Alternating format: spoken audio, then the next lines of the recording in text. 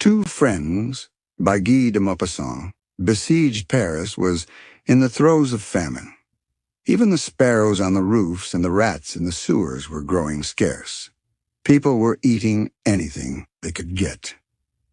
As Monsieur Morisot, watchmaker by profession and idler for the nonce, was strolling along the boulevard one bright January morning, his hands in his trousers pockets and stomach empty, he suddenly came face to face with an acquaintance, Monsieur Sauvage, a fishing chum. Before the war broke out, Morisot had been in the habit every Sunday morning of setting forth with a bamboo rod in his hand and a tin box on his back. He took the Argenteuil train, got out at Colombes, and walked thence to the Ile Mahante. The moment he arrived at this place of his dreams, he began fishing and fished till nightfall. Every Sunday he met in this very spot Monsieur Sauvage, a stout, jolly little man, a draper in the Rue Notre-Dame de Lorette, and also an ardent fisherman. They often spent half the day side by side, rod in hand and feet dangling over the water, and a warm friendship had sprung up between the two. Some days they did not speak. At other times they chatted, but they understood each other perfectly without the aid of words, having similar tastes and feelings. In the spring, about 10 o'clock in the morning, when the early sun caused a light mist to float on the water and gently warmed the backs of the two enthusiastic anglers, Morisot would occasionally remark to his neighbor, "My, but it's pleasant here," to which the other would reply, "I can't imagine anything better." And these few words sufficed to make them understand and appreciate each other. In the autumn, toward the close of day, when the setting sun shed a blood-red glow over the western sky, and the reflection of the crimson clouds tinged the whole river with red, brought a glow to the faces of the two friends and gilded the trees, whose leaves were already turning at the first chill touch of winter, Monsieur Sauvage would sometimes smile at Morisot and say, "What a glorious spectacle!" And Morisot would answer, without taking his eyes from his float, "This is much better than the boulevard, isn't it?" As soon as they recognized each other, they shook hands cordially, affected at the thought of meeting under such changed circumstances. Monsieur Sauvage, with a sigh, murmured, "These are sad times." Morisot shook his head mournfully. "And such weather. This is the first fine day of the year." The sky was, in fact, of a bright, cloudless blue. They walked along, side by side, reflective and sad. "And to think of the fishing," said Morisot. "What good times we used to have."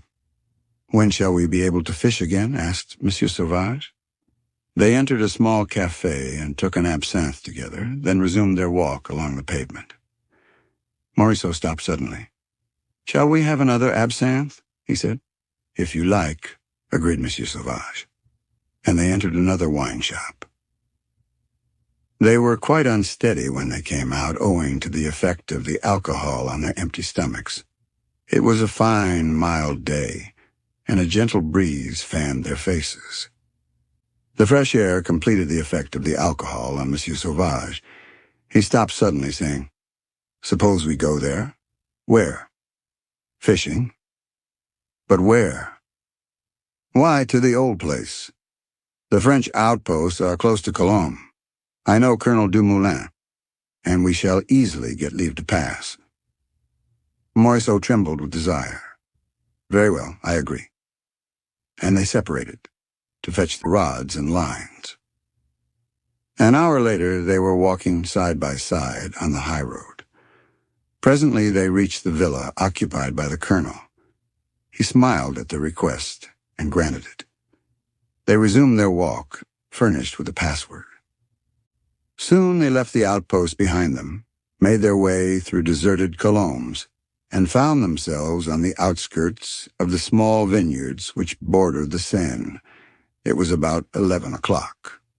Before them lay the village of Argenteuil, apparently lifeless. The heights of Orgemont and Sanois dominated the landscape. The Great Plain, extending as far as Nanterre, was empty, quite empty, a waste of dun-colored soil and bare cherry trees.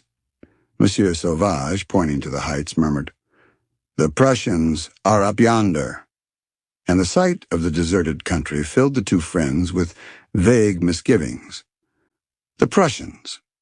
They had never seen them as yet, but they had felt their presence in the neighborhood of Paris for months past, ruining France, pillaging, massacring, starving them. And a kind of superstitious terror mingled with the hatred they already felt toward this unknown, victorious nation. "Suppose we were to meet any of them," said Morisot. "We'd offer them some fish," replied Monsieur Sauvage, with that Parisian light-heartedness which nothing can wholly quench.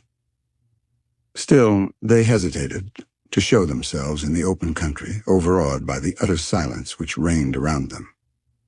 At last, Monsieur Sauvage said boldly, "Come, we'll make a start. Only let us be careful." And they made their way through one of the vineyards, bent double, creeping along beneath the cover afforded by the vines, with eye and ear alert. A strip of bare ground remained to be crossed before they could gain the river bank. They ran across this, and as soon as they were at the water's edge, concealed themselves among the dry reeds. Morisot placed his ear to the ground to ascertain, if possible, whether footsteps were coming their way. He heard nothing. They seemed to be utterly alone. Their confidence was restored, and they began to fish. Before them, the deserted Ile Marante hid them from the farther shore. The little restaurant was closed and looked as if it had been deserted for years.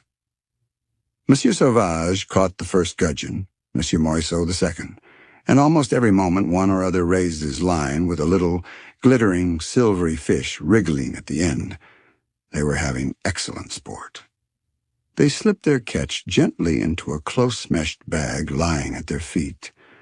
They were filled with joy, the joy of once more indulging in a pastime of which they had long been deprived. The sun poured its rays on their backs. They no longer heard anything or thought of anything. They ignored the rest of the world. They were fishing. But suddenly a rumbling sound, which seemed to come from the bowels of the earth, shook the ground beneath them. The cannon were resuming their thunder. Morisot turned his head and could see toward the left, beyond the banks of the river, the formidable outline of Mont Valérien, from whose summit arose a white puff of smoke. The next instant a second puff followed the first, and in a few moments a fresh detonation made the earth tremble. Others followed, and minute by minute the mountain gave forth its deadly breath and a white puff of smoke, which rose slowly into the peaceful heaven and floated above the summit of the cliff. Monsieur Sauvage shrugged his shoulders. "They are at it again," he said. Morisot, who was anxiously watching his float bobbing up and down, was suddenly seized with the angry impatience of a peaceful man toward the madmen who were firing thus, and remarked indignantly, "What fools they are to kill one another like that!" "They're worse than animals," replied Monsieur Sauvage. And Morisot, who had just caught a bleak, declared, "And to think that it will be just the same so long as there are governments." "The Republic would not have declared war," interposed Monsieur Sauvage. Morisot interrupted him. "Under a king, we have foreign wars. Under a republic, we have civil war." And the two began placidly discussing political problems with the sound common sense of peaceful, matter-of-fact citizens, agreeing on one point, that they would never be free. And Mont Valérien thundered ceaselessly, demolishing the houses of the French with its cannonballs, grinding lives of men to powder, destroying many a dream, many a cherished hope, many a prospective happiness, ruthlessly causing endless woe and suffering in the hearts of wives, of daughters, of mothers in other lands. "Such is life," declared Monsieur Sauvage. "Say, rather, such is death," replied Morisot, laughing. But they suddenly trembled with alarm at the sound of footsteps behind them, and turning around, they perceived close at hand 4 tall, bearded men, dressed after the manner of livery servants and wearing flat caps on their heads. They were covering the 2 anglers with their rifles. The rods slipped from their owner's grasp and floated away down the river. In the space of a few seconds, they were seized, bound, thrown into a boat, and taken across to the Ile Marante. And behind the house they had thought deserted were about a score of German soldiers. A shaggy-looking giant who was bestriding a chair and smoking a long clay pipe addressed them in excellent French with the words, "Well, gentlemen, have you had good luck with your fishing?" Then a soldier deposited at the officer's feet the bag full of fish, which he had taken care to bring away. The Prussian smiled. "Not bad, I see. But we have something else to talk about. Listen to me and don't be alarmed. You must know that in my eyes you are 2 spies sent to reconnoiter me and my movements. Naturally, I capture you and I shoot you. You pretend to be fishing, the better to disguise your real errand. You have fallen into my hands and must take the consequences. Such is war. But as you came here through the outpost, you must have a password for your return. Tell me that password and I will let you go." The 2 friends, pale as death, stood silently side by side, a slight fluttering of the hands alone betraying their emotion. "No one will ever know," continued the officer. "You will return peacefully to your homes, and the secret will disappear with you. If you refuse, it means death, instant death. Choose." They stood motionless and did not open their lips.